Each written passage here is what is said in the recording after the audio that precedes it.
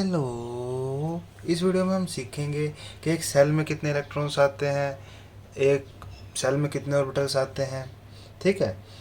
और एक पीरियड में कितने एलिमेंट्स आते हैं या एक पीरियड में कितने ऑर्बिटल्स भरे गए हैं, ये हम कैसे पता लगा सकते हैं। तो अगर आपको पता लगाना है कि एक पीरियड में कितने ऑर्बिटल्स भरे गए हैं, ठीक है, नंबर ऑफ ऑर्बिटल्स या ऑर्बिटल्स इन ए पीरियड,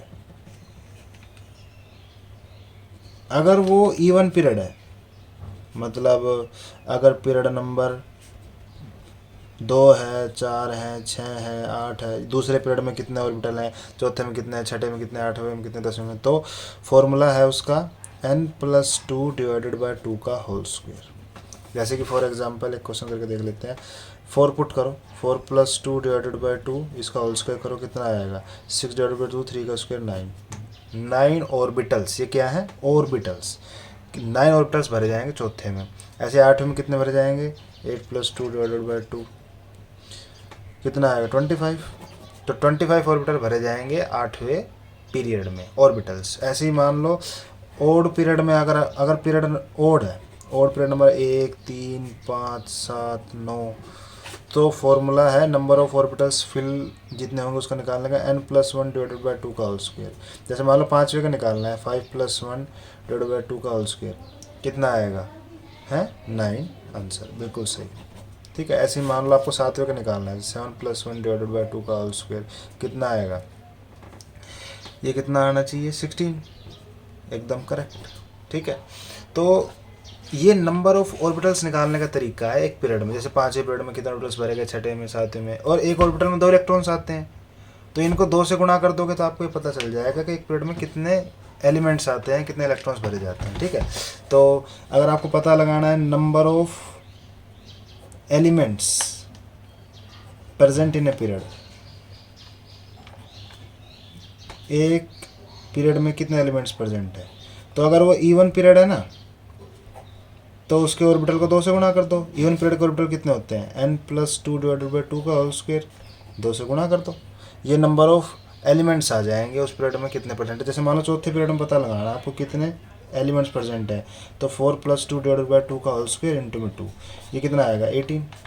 तो चौथे पीरियड में 18 एलिमेंट होते हैं, चाहे पीरियड टेबल में देख लेना आप, ठीक है।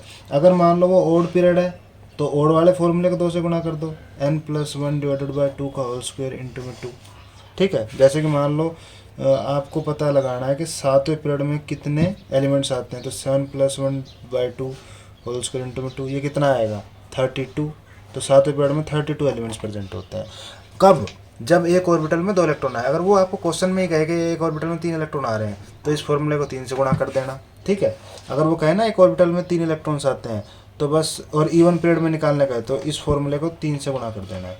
अगर वो कहे और इसको भी 3 से गुणा कर देना है, अगर और पीरियड में निकालने हो तो, ठीक है। अगर वो 4 कहे तो 4 से गुणा कर दो, 5 कहे तो 5 से गुणा कर दो, 6 कहे 6 से गुणा कर दो, सिंपल है। फॉर्मूला ये रहेगा। ये है पीरियड के अंदर कितने ऑर्बिटल्स है, कितने इलेक्ट्रॉन्स आते हैं। अगर वो आपसे सेल के बारे में पूछे, आपसे पूछे कि एक सेल में कितने ऑर्बिटल्स आते हैं, सेल में नंबर ऑफ ऑर्बिटल्स, ऑर्बिटल्स या ऑर्बिटल्स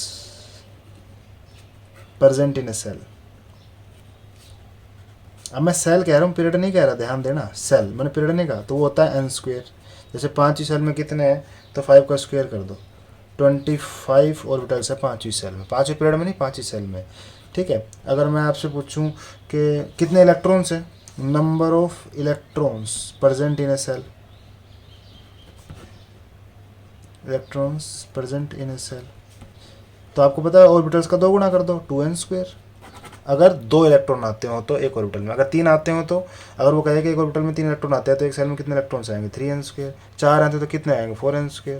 5n²। अगर 5 इलेक्ट्रॉन आते हैं एक ऑर्बिटल में, तो वो कहे, अगर वो अजम्पशन करवाए तो, ठीक है, हाइपोथेटिकल क्वेश्चन बनाया तो। वैसे फॉर्मूले ये दोनों है, ठीक है। और वैसे फॉर्मूले ये है, ये और ये और ये और ये, ठीक है। तो ये तो है ऑर्बिटल्स का इलेक्ट्रॉन्स का पता लगाने का तरीका, ठीक है।